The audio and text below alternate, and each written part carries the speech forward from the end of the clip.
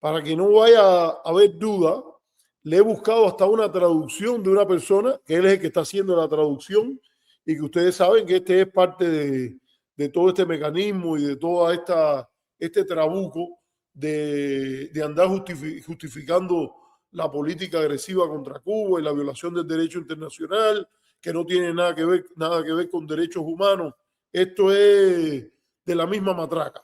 Pero vamos a escucharlo, porque voy a demostrarles ahora que usted nada más que tiene que escuchar para darse cuenta cómo esta gente miente cada vez que mueven la boca. Fíjense lo que va a decir él es el que le va a traducir a Rubio. Y fíjense cómo Rubio va a decir hace unos días que no hay bloqueo petrolero, y vamos a ver que sí lo hay cuando escuchemos a la directora de la Casa Blanca de Prensa. Vamos a escucharlo. Bruno Rodríguez Parrilla, este sábado en la mañana, salió eufórico, parece después de que recibió la autorización para contestarle al secretario de Estado Marco Rubio sus declaraciones del viernes 27 de marzo, donde dijo que niegan que existe un bloqueo de suministro de combustible a Cuba. Basta leer la orden ejecutiva del 29 de enero y regulaciones posteriores del Departamento del Tesoro para probar que se aplica un brutal bloqueo de suministro de combustible como forma de expandir y aumentar el castigo colectivo a los cubanos. Dicho bloqueo incluye amenazas de sanciones a terceros países, a compañías extranjeras y actos hostiles contra buques tanqueros. Ahora viene este señor a arremeter contra Bruno, y yo no tengo nada en contra si quiere arremeter contra Bruno cuando Bruno está diciendo mentiras. Pero fíjate cómo va a construir la narrativa de un Bruno que miente, y les vamos a probar a ustedes que esto es mentira, que el que está diciendo mentira es él, y que debería ahora rectificar y decir: la Casa Blanca aclaró que sí, Estados Unidos está controlando los barcos que entran y los que no. El secretario de Estado, Marco Rubio, aquí yo les voy a poner sus declaraciones, porque quiero que ustedes me digan en qué parte Rubio ha mentido. Vamos a ver en qué parte Rubio ha mentido. Lo va a desmentir la directora de prensa de la Casa Blanca. Cuando Rubio dice de que no hay ningún bloqueo petrolero, que no hay ninguna restricción a que vaya un barco, si Cuba está dispuesto a pagarle el petróleo, vamos a probarte que está mintiendo, y que lo dice la propia directora de la Casa Blanca. Claro, tú dices esto y después nunca rectificas, como hacen todos ustedes, porque esto es parte de la dinámica de ustedes. Y yo, fíjense, aquí yo vengo en un debate que es de hecho. Yo no quiero discutir ni tus intenciones, ni las mías, ni mis simpatías, ni las tuyas, nada de eso. Yo lo que quiero ver es lo que se ha dicho ahí. Vamos a ver qué dijo Rubio y qué dijo en contra la directora de comunicaciones de la Casa Blanca. ¿En qué parte Rubio ha dicho que es mentira? Yo te voy a decir dónde dijo la mentira. Porque aquí les tengo. Esa es la historia también de Girón, de pintar los aviones, de decir que hubo un bombardeo interno de la Fuerza Aérea cubana a sus propios aeródromos.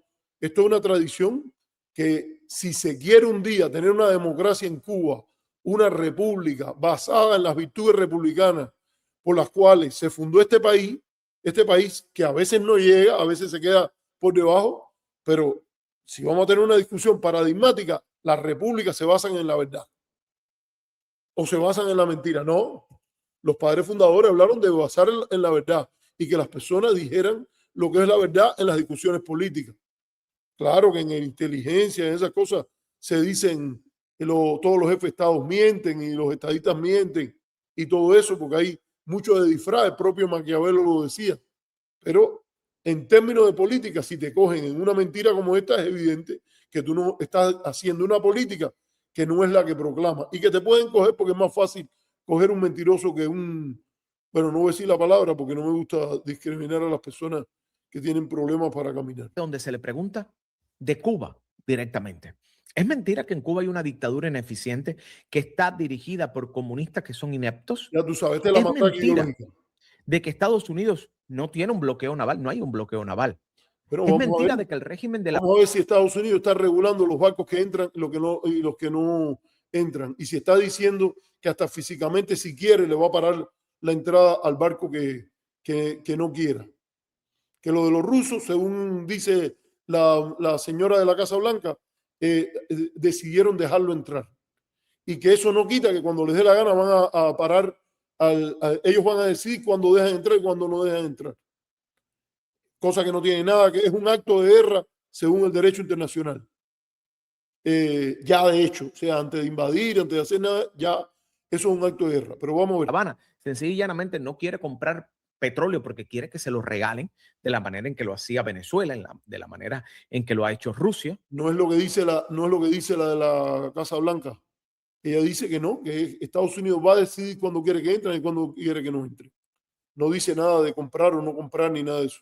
Eso lo dice Rubio y lo dices tú y después no rectifica cuando sabes que la Casa Blanca está diciendo una opinión diferente. Eso es mentira. Dígame usted. Sí, tú verás. Dígame usted. Escuchen al secretario de Estado. Mr. Secretary, on Cuba, 2 questions. So, for decades, you have been a proponent of regime change, but now there seems to be a sense that perhaps President Trump would be happy with a win, which would also... Aquí le pregunta y le dice, usted durante décadas ha sido una persona que ha propuesto medidas para un cambio de régimen en Cuba. Ahora, según información, Trump solamente estaría feliz con una victoria que tuviera un acuerdo económico.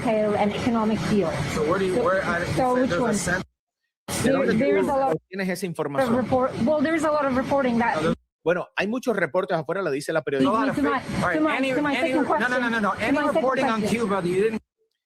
Y aquí Marco Rubio la aclara. Cualquier reporte que tú tengas de Cuba, que no obtengas de mí y del presidente, es falso.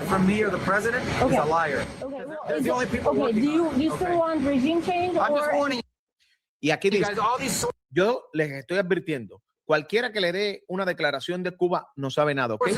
No están en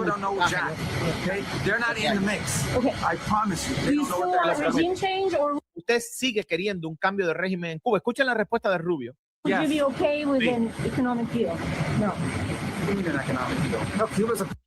¿Qué quieres decir con un cambio económico? Mira, le contesta Rubio. Cuba necesita un cambio económico.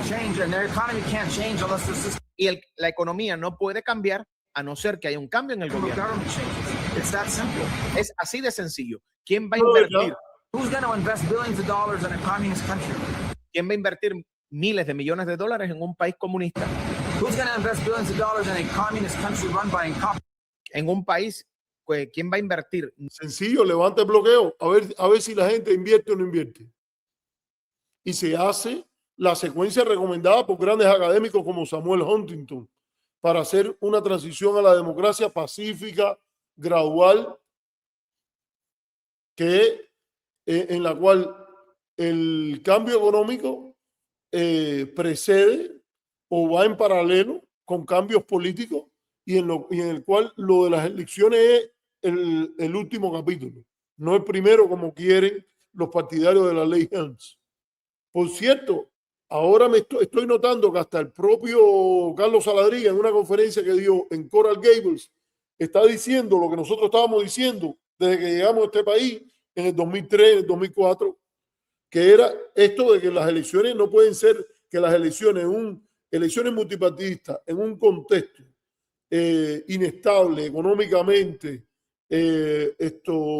socialmente, con grandes divisiones, es un hecho todavía más desestabilizador y que lo que se impone es como lo han dicho, no es nada que haya inventado Salaría ni que lo haya inventado yo. Los teóricos, la gente que había estudiado transiciones a la democracia desde hace un tomoral de tiempo, hacen el énfasis en la secuencia y los tiempos apropiados. Pero este hombre dice que no puede haber avance ninguno si no hay cambio de régimen en la economía, lo cual no es verdad, simple y llanamente no es verdad.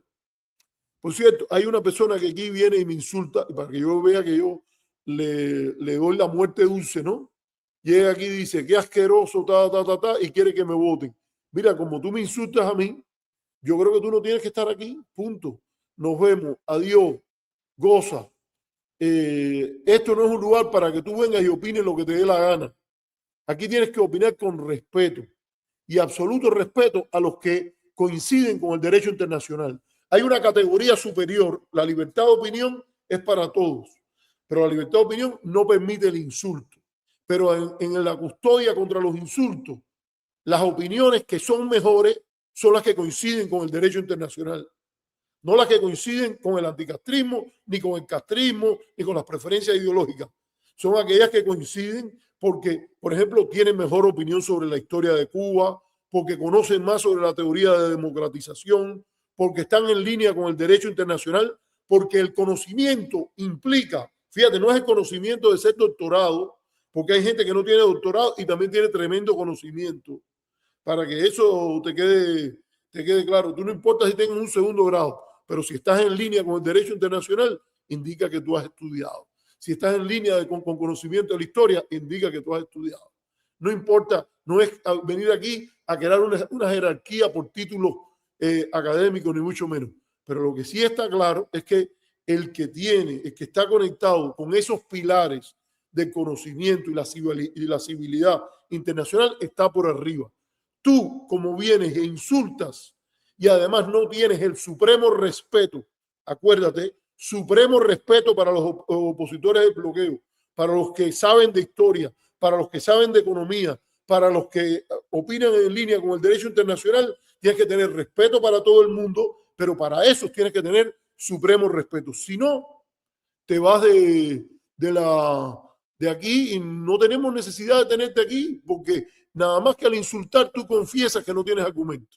Vamos a seguir escuchando a Rubio traducido por este caballero. Nadie puede decir que soy yo el que estoy errando en la traducción. Vamos. Miles de millones de dólares en un país comunista que está llevado por comunistas incompetentes. Esto es mentira, Bruno Rodríguez, que ustedes son incompetentes, de que ustedes no tienen ningún otro talento que no sea el de despilfarrar. Yo creo que hay una alta dosis de incompetencia en el gobierno cubano. Eso no hay ninguna duda y es lógico que se le critique.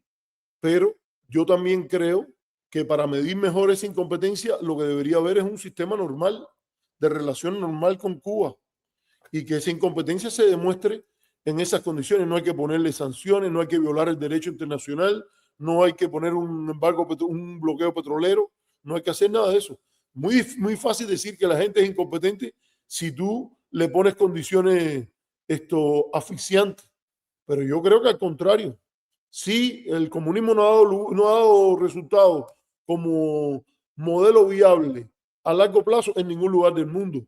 Pero eso hay que probarlo y eso hay que dejar que la gente puedan hacer, por ejemplo, una reforma que ellos tengan, que se pueda discutir eso sin el insulto que representa el ataque, la guerra económica que hay contra Cuba, que no se subestima, que no se sobreestima, según todos los trabajos que hay sobre sanciones económicas, sobre guerra económica, sobre eso, lo que más bien habría que apuntar, que se ha subestimado en la mayoría de los analistas el peso que eso tiene en la tragedia de Cuba.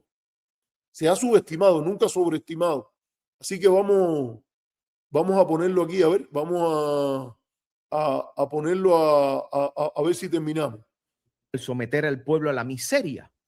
Esto es mentira. Ya tú sabes, el gobierno díganme ustedes que están la ahí. Intención de someter al pueblo a la miseria. Dime tú que conoces la realidad cubana, que no te has despertado como esta periodista. Porque dice Bruno Rodríguez que esto es mentira lo que ha dicho El secretario de Estado, seguimos. Which is even worse than communism. The only thing worse than a communist Dice, la única cosa, y esto me encantó, peor que un is an comunista incompetent communist. es un comunista incompetente. Eso está claro. And so their system of government has Su sistema de gobierno tiene que cambiar, to change because they will never be able to develop economically without porque nunca van a ser capaces de tener un desarrollo económico sin esos cambios. those changes. Economic change is important. Giving El económico es importante. people economic and political freedom is important, Darle a las personas libertad económica y política es importante. but they come hand in hand. They come together. Esto viene en Is mano. there a I deal don't know why for there's any you? confusion on that. Is there a No deal sé por qué hay alguna for you confusión con eso. where the Castro family remains in place and that's It's not about the Castro family. It's about us. Y le pregunta, ¿hay algún tipo de deal para que la familia Castro se mantenga en el poder? Y dice, esto no es sobre la familia Castro, es sobre el sistema de A gobierno. government and a regime that doesn't work.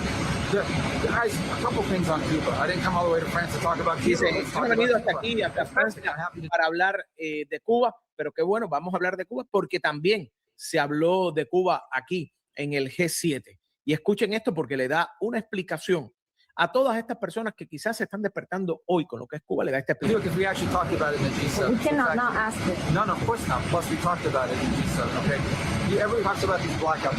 Todo el mundo ha visto los apagones de Cuba. Esto es mentira. Díganme ustedes, tú que estás sufriendo ese perro apagón por culpa de esa dictadura.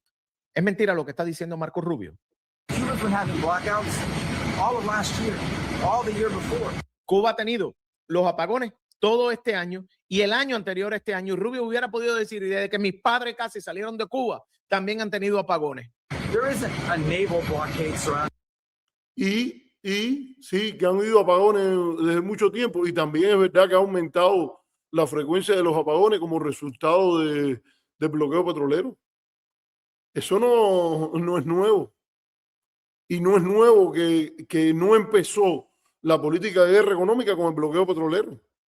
Había política de guerra económica denunciada por décadas, condenada en las Naciones Unidas desde 1992. Vaya, que ahora te caigas tú y digas ahora de que los apagones estaban desde antes. Sí, los apagones estaban desde antes y son resultado de las incompetencias del gobierno cubano, del mal modelo que tienen y también de la política de guerra económica que se le ha hecho a ese gobierno. Eso es verdad. Y que el que quiera democracia, el que quiera hacerlo con soberanía, tiene que oponerse a las cosas que están mal, a las incompetencias del gobierno, a las corrupciones del gobierno, a las violaciones de derechos humanos que tenga el gobierno y tiene que oponerse también sin ningún tipo de cortapisa a la política de bloqueo que hay desde los Estados Unidos contra Cuba. A ver dónde, por qué es imposible decir las dos cosas a la vez. Como si eso fuera algo que hay que tomar partido con uno o con el otro. Con el que dice que no hay ningún problema allá y con el que dice que no hay ningún bloqueo ni nada de eso. Vaya, por favor, hay que tener la cara para venir y decir esas cosas. Y por cierto, lo que están diciendo, vuelven de otros por ahí a decir mentira, porque están diciendo que la política de hostilidad empezó con las nacionalizaciones y no es cierto. A ver, vamos, para poner lo que él dice. Dice que no hay ningún bloqueo naval. Vamos a poner esta parte de nuevo ahí para que la vean. Porque aquí es donde viene la mentiraza a descaro. Pone todo este año y el año anterior a este año, Rubio hubiera podido decir, y desde que mis padres casi salieron de Cuba, también han tenido apagones. There isn't a naval blockade surrounding No hay un bloqueo naval rodeando Cuba. Y no lo hay. Si hubiese un bloqueo naval, no hubiese podido entrar el convoy que salió de México, la ayuda humanitaria que salió de México. Pero la dictadura te mete eso en la cabeza y te vende esa idea, porque a la dictadura le gusta victimizarse, la dictadura le gusta estar llorando. Hoy mismo le estaba llorando al Vaticano para que interceda, pero el régimen de La Habana lo que quiere es tener ese combustible, tener esa energía, no para invertirle en el pueblo, para seguir invirtiendo en el aparato de la represión, para seguir teniendo combustible para que los hoteles funcionen, para seguir teniendo combustible para darle a los aviones y que puedan viajar a la isla y tener el turismo y que le entre el dinero. Usted es desechable. Eso otra mentira más, porque la apuesta para tener un mejor país es al desarrollo de la industria turística y vamos a ver si un día hay un gobierno diferente, va a tener que apostar a la industria turística porque Cuba no tiene 100, 200 cosas a las cuales apostar. Eso era un plan, fíjense, ya desde la época de PRIO hay un informe de una comisión del Banco Mundial que va a Cuba y dice, el azúcar no da. Ya desde el año 20, Cuba está creciendo menos que la economía mundial. Eso lo puedes leer en un libro de Luis Bertola y José Antonio Campo, que es una historia económica de América Latina, y que dice, Cuba ya estaba metida en problemas en su crecimiento económico por el modelo que tenía ya a partir del crack bancario del 20. Después hay momentos de crecimiento, pero el modelo está perdiendo velocidad con respecto, tiene unos 20 primeros años de república donde hay una recuperación rapidísima y hay momentos en los cuales hay sustitución de importación de alimentos. Paradójicamente, Machado y Batista empiezan a producir más arroz y dependen menos de la exportación de azúcar para la importación de arroz. Pero había ya un proyecto de construcción de hoteles, de Varaderos Aymanitas, de 50 hoteles en aquella época, cuando todavía no se habían abaratado los gastos de transportación y el turismo había ganado tanto espacio. Ya desde aquel momento se pensaba que Cuba tenía que apostar entre otras cosas, al turismo. Ahora, para decir que el tema es que haya gasolina para que los turistas puedan viajar a Cuba. Claro que hay eso. Yo particularmente soy partidario de privatizar unos cuantos de esos hoteles y empezar a buscar ese dinero para usarlo para otras cosas. Porque el golpe ha sido violento desde la pandemia y después de la pandemia. Y repito, hay incompetencia del gobierno y también guerra económica que está jugando un papel importante. Vaya.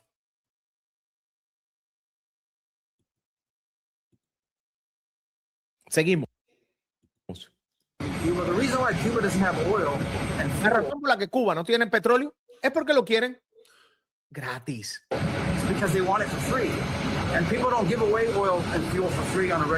Y las personas no dan combustible, no dan petróleo de gratis de manera regular, a no ser que sea la Unión Soviética que lo subsidia, Maduro. Ellos pueden tener algún cargamento que entre aquí y allá, pero no es suficiente para sostener el país.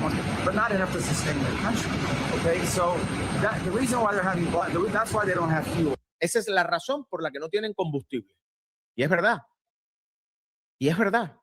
Y es verdad, vamos a ver. Porque además, vamos a ver, ya lo dijiste. Es verdad, según tú. Que se parten los brazos y las piernas por ti. Es verdad, según tú, de que no. De que la única razón, fíjate, la única razón, porque yo conozco a esta gente, ¿se acuerdan cuando dijo Mauricio de Miranda Parrondo de que él apoyaba 100% lo que decía Ricardo Torres, y Ricardo Torres decía de que primero resolver todos los problemas que eran internos y entonces y solo entonces, palabra que no la pongo yo, decía él, entonces y solo entonces empezamos a hablar del bloqueo o del embargo.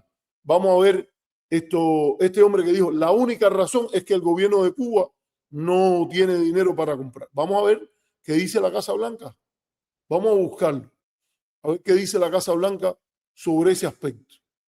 Vamos a buscarlo aquí un momentico para encontrarlo aquí. Y yo lo tengo porque incluso yo lo compartí para que se sepa y dije, mira, Rubio, aquí está, ya la encontré, lo sacó la prensa mexicana, voy a ponerlo aquí. Y allá voy. Vamos. Para que vean que la propia, fíjate, esta gente mete la mentira a la cara. A la cara.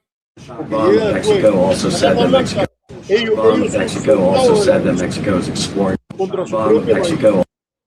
Y entonces, como soldados de la agresión a su propio país, ellos tienen que hacer la parte de agitación y propaganda que les toca. Así que la vamos a poner ahora para que salga. A ver, ahí está. Pongan atención a lo que dice esta señora.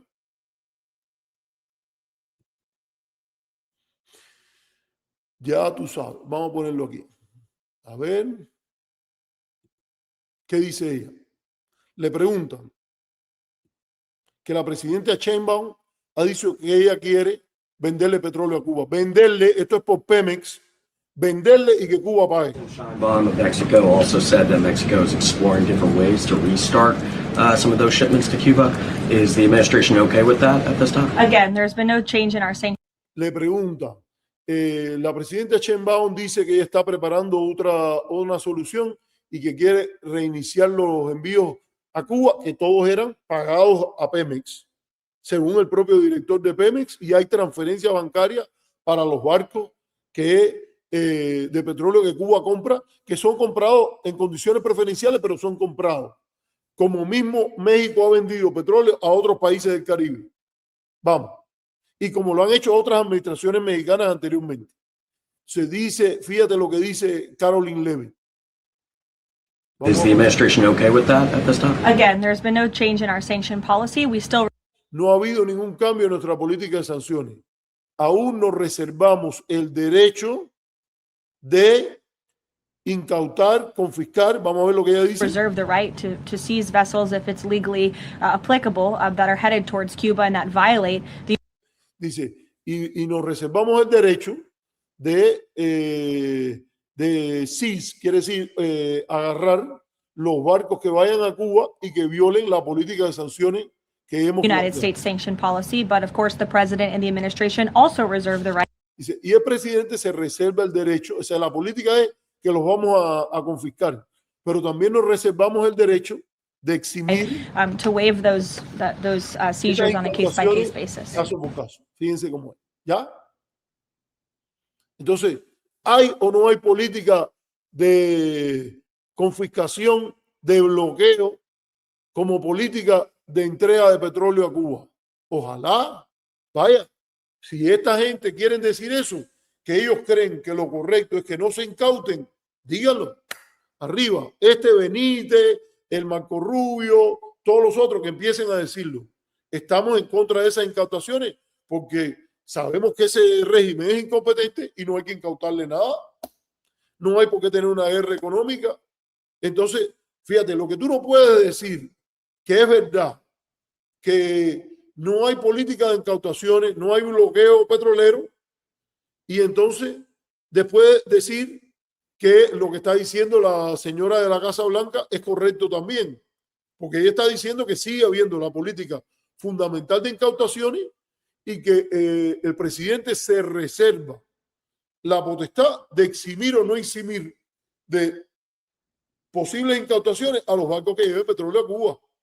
¿O tú crees que eso proclamado por Estados Unidos, la principal potencia y la que moviliza a la Marina y a los guardacostas, y que según el propio New York Times han virado a barcos que van con petróleo para Cuba, esto es irrelevante?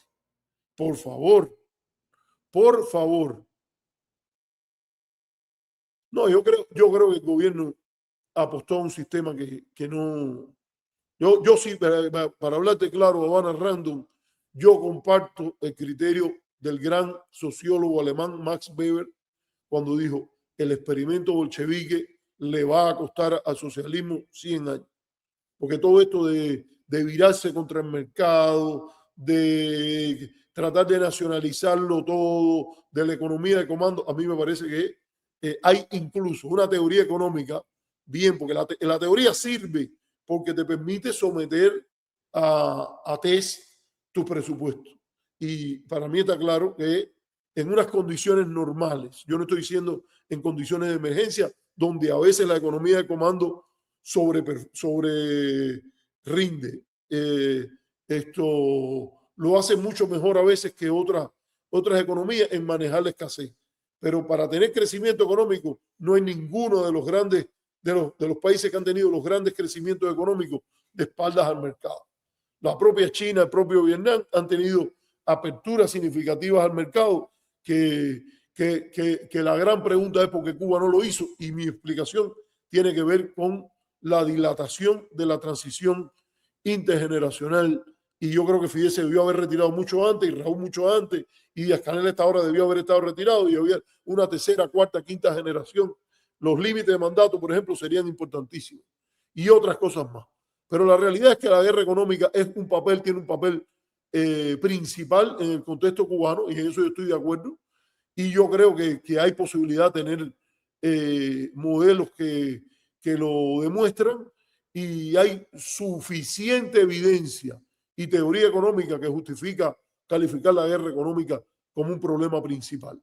Así que, e inseparable, por cierto, porque el obstáculo que significa la guerra económica a la reforma es grandísimo, para decírtelo con toda claridad. Pero sí, yo no creo que es nada más que el gobierno cubano pudiera hacer mejor gestión, yo creo que es un problema modelo. Ahora, de que hay guerra económica, de que hay bloqueo económico, lo dice la propia secretaria de prensa de la Casa Blanca. Así que, caramba, para quedar bien tiene que ponerse de acuerdo el secretario Rubio y la secretaria de prensa de la Casa Blanca, porque están diciendo dos cosas diferentes. Y esta está hablando directamente por el presidente. Bueno, familia, yo creo que hemos hablado bastante, hemos cubierto bastantes temas. Yo voy a dejarlo de la audiencia de María Elvira y la intervención que hicieron Ben Rhodes y Harold Cárdenas, el director de la Joven Cuba, estuvieron en una sesión que dio la Iglesia Presbiteriana. Déjenme ver si lo encuentro aquí, a ver si lo encuentro. Por cierto, qué bonito fueron los encuentros fue el aniversario ahora, creo que es del nacimiento o de la muerte de Joan Manuel Serrat, de Gabriel García Márquez, y hubo una donación de un cuadro muy bonito a Barcelona por el presidente Petro, y también el encuentro de Lula y de Claudia Sheinbaum. Claudia Sheinbaum, muy digna latinoamericana, mencionando lo de la guerra contra Cuba en la cumbre progresista. Vamos a hacer un programa sobre la cumbre progresista, porque de verdad que un sector importante de la socialdemocracia está haciendo un esfuerzo grande para rescatar a los sectores progresistas, y yo creo que es importante como, con la excepción de Pedro Sánchez, que no lo mencionó en el discurso, Lula lo mencionó, Petro lo mencionó, Miller, la primera ministra de Barbados, lo mencionó, Lula, Petro, Miller, Sheinbaum, estaba ahí el ex gobernador de Minnesota, o el gobernador de Minnesota, que fue candidato a vicepresidente con Kamala Harris, y gente que está haciendo, Gabriel Boric, defendiendo de verdad la idea de una democracia auténtica. No estos inventos que se monta esta gente de derecha que no respeta el derecho internacional, ni hablan de derechos humanos y tratan de torcer todo ahora con la vuelta esa de que todo es derecho de propiedad y derecho de expresión, como si no importara una mínima meseta de igualdad para que la ciudadanía tenga sentido. Bueno, voy a ponerles, a ver, bueno, les decía, otra cosa interesante que ya con esto voy a ir terminando, y ya es que hubo esta sesión, que la voy a poner ahora, en el contexto de la Iglesia Presbiteriana Norteamericana. Hubo un gran panel en el cual, donde hay cosas que dijeron, particularmente, mira, yo creo que con casi todo lo que dijeron los dos, Ben Rhodes, que fue el que negoció los acuerdos de la época de Obama, se refirió muy duro al periodo de Biden como un periodo de cobardía, el periodo de Biden. Yo creo que esto es importante decirlo para aquellos que cerraron filas con Biden y iban a la Casa Blanca y después salían y no decían nada de las cosas malas que esa administración estaba haciendo por miedo con el infame del senador Menéndez. Pero hubo varias intervenciones interesantes.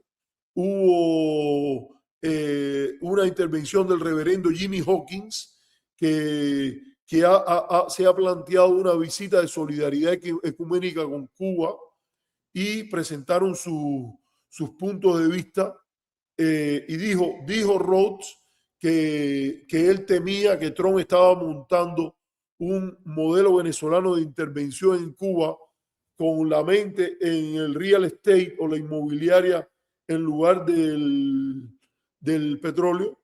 Y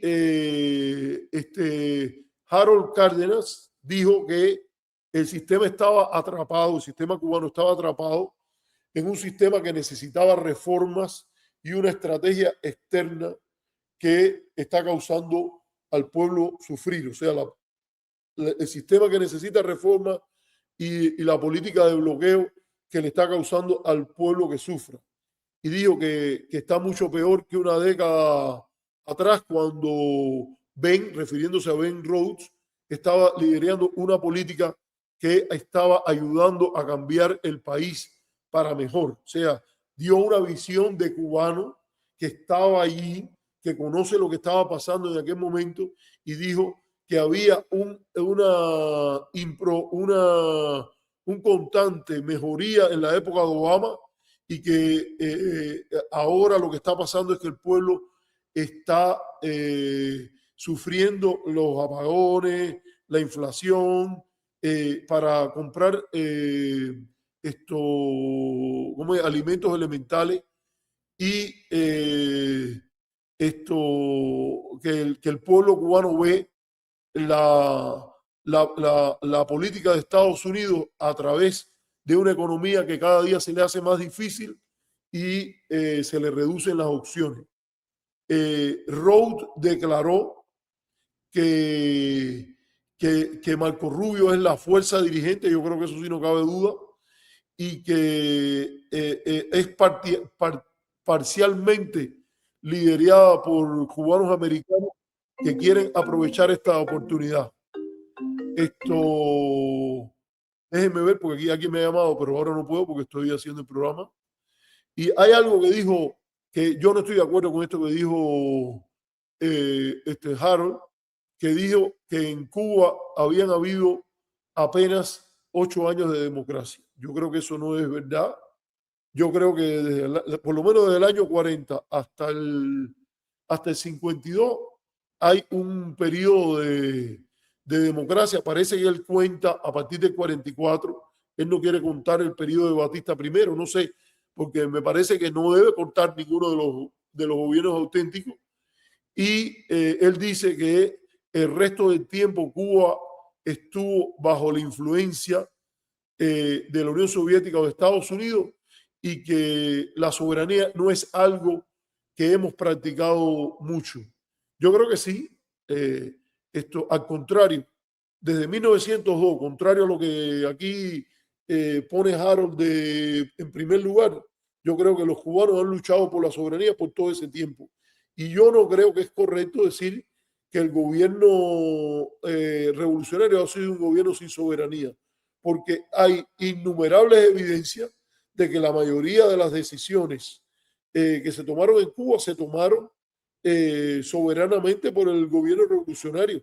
Puede que a ti no te guste, yo no soy revolucionario, para que quede claro, pero yo creo que decir que Fidel Castro era no tenía que el gobierno cubano de Fidel Castro no tenía soberanía, está contrario contra las evidencias presentadas por los propios archivos de la Unión Soviética, que dicen que Cuba se metió en Angola por su cuenta, que también en Etiopía incluso se metió coordinado con Alemania Oriental antes que coordinar con la Unión Soviética, con el caso de Honecker, que el propio embajador Konstantin Katuchev, aquí está el libro, basado en evidencias, aquí está, y que hay que leer, señores, para poder decir esas cosas hay que leer. Y en este libro, por ejemplo, se dice algo que los embajadores soviéticos en Cuba partían de la idea que Fidel Castro era testarudo y que no se le podía poner en una esquina porque reaccionaba y estaba dispuesto a pagar un precio muy alto para ratificar que las decisiones se tomaban en La Habana y no en Moscú. Se puede buscar el libro, el autor se llama Radoslav Jordanov, Our Comrades in Havana, publicado por Stanford University Press a este respecto. Pero la mayoría de las cosas que dice ahí Harold están correctas. Él dice que lo que Trump ha hecho y lo que el presidente Biden también hizo fue alentar a los líneas duras, y dice Harold, un enfoque mucho más inteligente, mucho más sabio es el de la normalización, que es lo que yo creo fundamentalmente él dice ahí. Ambos apoyan la política que fue de apertura y reconocen el papel del senador Patrick Leahy, del senador Jeff Flake, de la representante Pramila Jayapal y del senador Chris Van Hollen, que tienen posiciones muy apropiadas a este respecto. Bueno, señores, yo voy a dejarlo aquí. Hemos tratado muchos temas. Recuerden, el que vea el programa después, aportar, donar, compartir el programa, y esto sería interesante si ustedes apoyan más este programa. Creo que este es un buen comentario para terminar. Dice Havana Random: sin la guerra económica quedaría en evidencia las dificultades principalmente de la gestión económica del gobierno, pero ni el bloqueo ni la intervención militar en Cuba es la solución. Totalmente de acuerdo, y lo que tú has dicho está en línea totalmente con el derecho internacional, con la soberanía de Cuba, con la historia cubana, con el legado de la intervención, y no puedo menos que darte la razón a este respecto. Así, señores, nos vamos ya. Hasta la próxima. Chao.